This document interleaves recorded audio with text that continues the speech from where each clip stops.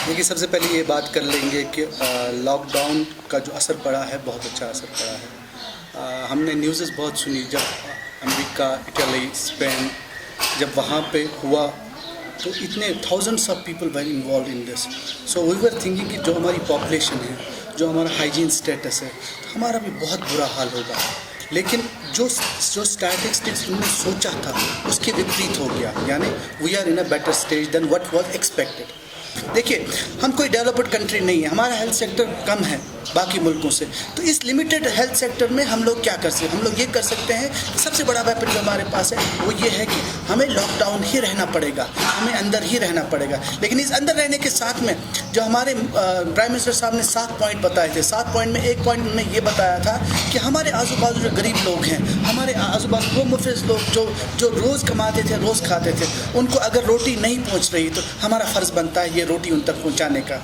Sir, मेरे ख्याल में इतनी बार हमने उसमें लिखा है या बोला है, मेरे ख्याल में इतने व्यूवरशिप्स, इतने लोग, मुझे ये समझ नहीं आता है कि ये मन की बात हमारी मोदी जी तक क्यों नहीं पहुंचती। उनकी मन की बात तो हमारे तक पहुंचती है, हमारी मन की बात उन तक क्यों नहीं पहुंचती। मैंने आप ही के चैनल से ये बोला था कि हम मोदी जी आपके 6 के 6 पॉइंट्स हम मानने को तैयार है, 7वां पॉइंट भी मानना चाहते हैं, लेकिन कैसा मानेंगे? जो आपने ऐप दिया है, वो ऐप जो हमको सहूलियत पहुँचाता, वो ऐप जो हमको इन्फॉर्मेशन पहुँचाता, वो ऐप जिसको हम फॉलो करते, जब मैं उसको डाउनलोड ही नहीं कर सकता तो मैं कैसे उसको फॉलो करूँ? सिर्फ वो ऐप की बात नहीं है, हमारे टेलीमेडिसिन की बात है। हमारा पेशेंट होता है एक सेकेंडरी केयर हॉस्पिटल में, अगर उसको कुछ इमीडिएटली चाहिए, एक टेलीमेडिसिन उसको हेल्प कर सकता है, टेरिशरी केयर से एक डॉक्टर हेल्प कर सकता है कि इस पेशेंट को क्या करना चाहिए। 1 सेकंड, अभी government of Jammu and Kashmir क्या कर रही है? क्लासेस शुरू कर रहे हैं। मुझे खुदारा ये बताइए, अगर आप ऑनलाइन क्लासेस शुरू कर रहे हो हमारे स्टूडेंट्स के लिए,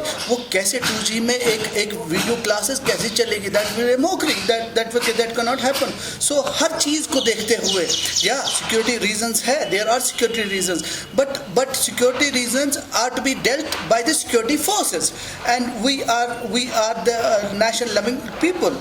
हम डेमोक्रेसी लविंग पीपल है।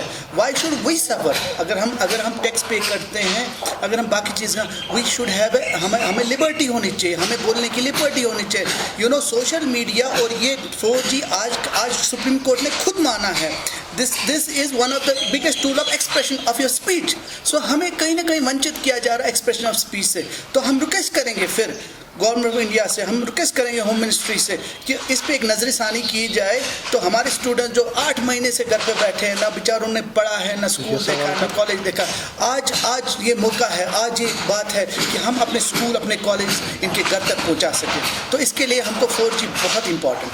पहली प्रॉब्लम ये थी कि जो हमारा जो प्राइम मिनिस्ट्री ऑफिस है, हमको पूरे कंट्री के लिए एक इंस्ट्रक्शन आई थी, पूरी कंट्री के लिए इंस्ट्रक्शन जो थी उसमें इंटरस्टेट जो थे ब्लॉकेज थी, there was no movement in interstate. मगर फिर भी जो हमारे गुजरात वाले हैं या MP वाले हैं, they could still manage to take their students. मैंने आज कुछ स्टूडेंट्स, हमारी लेडीज़ गर्ल्स कुछ थी, उनका वीडियो मैंने आज देखा है। उनने बोला कि हम एक ही डोमेंट्री में थे, हमारी डोमेंट्री में जो बाकी स्टेट वाले थे वो तो अपने स्टेट को चले गए, उनको बसेस आई गई, तो हमें क्यों नहीं लेकर जाना चाह रहे? देखिए, सबसे इम्पॉर्टेंट चीज़ ये है कि अगर कोई भी बाहर गया हुआ है, किसी भी रीज़न से बाहर गया है, वो it is the responsibility of the union territory government to bring them back. हमारे पास SRTC बसेस है, हम SRTC बस को क्यों ना सेंट्रलाइज किया जाए, हम SRTC बस को क्यों ना यूटिलाइज किया जाए। अब जो इंटरस्टेट का जो जंक्शन था वो भी ख़त्म हो गया, गवर्नमेंट ऑफ इंडिया ने इसको ईज़ कर दिया है, इंटरस्टेट ट्रैवलिंग को ईज़ कर दिया।